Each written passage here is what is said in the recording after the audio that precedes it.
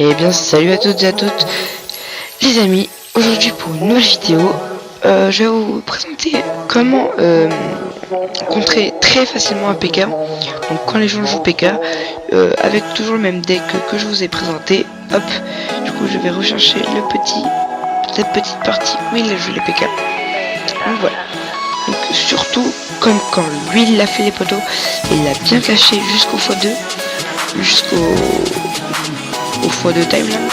Donc ça franchement il l'a bien joué de sa part. En plus comme vous pouvez le voir il avait le bomber et le sorcier, donc franchement le combo PK sorcier, je pense que si vous jouez à moi au niveau d'arène 5-6, je pense qu'il y en a quand même pas mal. Parce que franchement le combo PK sorcier est très bien. Sauf si on ne sait pas le contrer. Sauf si on sait le contrer. D'abord. Excusez-moi. Donc là lui il n'a pas attendu le x2 time. Allez, je vois un petit high. Donc hop, tout simplement on va commencer par ça. Donc là vous voyez que j'ai mis la horde de gargouilles. Donc heureusement pour moi je mets des petites fléchettes. Et donc là le principe en fait c'est vraiment de, si vous avez le même deck que moi, vous mettez franchement une bombe tower et les barbares. Je trouve quand même que c'est la bombe tower, je pense que c'est une des meilleures défenses du jeu quand même. On se dit, c'est vraiment elle a 1000 points de vie quand même, c'est assez énorme. Et elle reste assez longtemps sur la map. Moi, elle coûte assez cher, comparé aux autres défenses, coûte 5, enfin je crois que la Tesla coûte 4. Et la TTE coûte... ouais non en fait, ça va, ouais. Donc là, comme pour abîmer les Tesla, je mets le petit sort de poison qui en même temps abîme la petite tower à côté. Donc là, je commence à voir un peu ce qu'il va me mettre. Donc là, il envoie le petit bomber qui va me gêner. Donc là, j'ai gardé les fléchettes parce que j'avais vu au préalable qu'il avait mis ça. Et ça, franchement, j'étais sûr qu'il allait le mettre pour pouvoir contrer ça. Du coup, là, franchement, je mets vous mettez les barbares. Et si jamais il joue sorcier, ou même s'il joue bomber comme là, franchement, les poteaux, foncez, laissez passer le PK. Et tout simplement, focalisez-vous sur le sorcier en premier, parce que si vous mettez tout simplement les barbares au-dessus pour attaquer directement le PK, bah, il va vous mettre très mal les poteaux. Tout simplement, il va vous mettre très cher, parce que le PK, le sorcier, il faut savoir que c'est un très bon contre pour la horde de barbares. Et du coup voilà, vous pouvez voir qu'il m'a remis pas mal de PK quand même, et franchement je les ai assez bien contrés. Donc voilà, donc vous mettez les barbares sur le sorcier ou sur le petit bomber.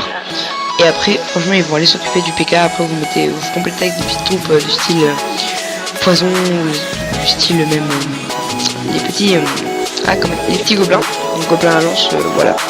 C'est pour ça qu'il faut toujours impérativement avoir une bonne troupe comme ça. Si on a plusieurs, c'est vraiment mieux pour pouvoir, voilà, un peu qui fait pas mal de dégâts. Comme vous pouvez le voir, les barbares font 113 de dégâts à 4. Donc 113 x 4, ça fait 400, ça fait à peu près plus de 520 de dégâts. Les petits gobelins à lance et les petits gobelins, franchement ça coûte pas cher, en élixir. Je sais pas vous, mais moi perso je les ai tout le temps dans mes petits coffres.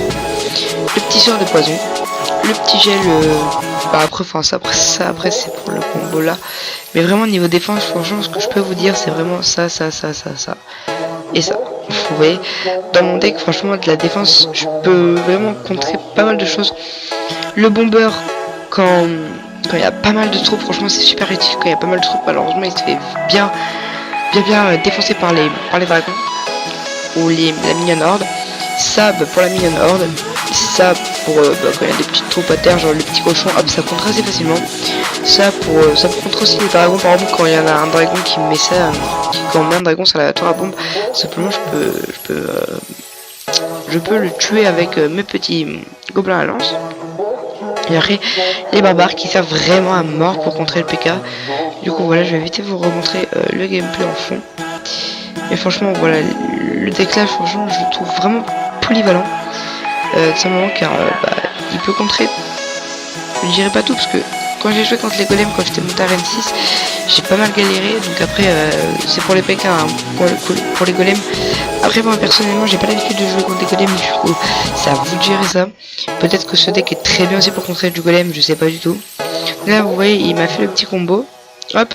Ah oui, aussi par contre j'ai oublié de vous préciser, la tour à bombe aussi qui détruit totalement le sorcier. Je crois crois qu'elle met 3 coups ou 4 coups pour le détruire. Et franchement, c'est vraiment super beau. Donc là, les petits gobelins lancent, hop. Voilà pour... voilà. Après, vous voyez vraiment que le mec, il me lâche pas avec son PK. Franchement, son PK, il l'adore. Hop, et du coup, voilà. Après, il suffit juste bien de savoir le contrer comme je vous l'ai expliqué. Et après, vraiment, ça passe crème. Du coup, voilà les potos, c'était Laser pour une vidéo. Je vous retrouve plus tard pour une prochaine vidéo. Pack opening sûrement. Un petit pack opening, comme vous pouvez le voir, j'ai pas mal de coffres là, hop hop, et surtout j'ai débloqué un magical chest où je suis assez fier. Du coup je vais essayer d'avoir tous les petits coffres là, les coffres gratuits, les coffres couronne, tous les petits coffres là ouverts, et je vous ferai un mini pack opening. Voilà, sur ce, si la vidéo vous a plu, n'hésitez pas à t'abonner et à lâcher ton plus gros like, ça me ferait super plaisir. C'était Laser, ciao.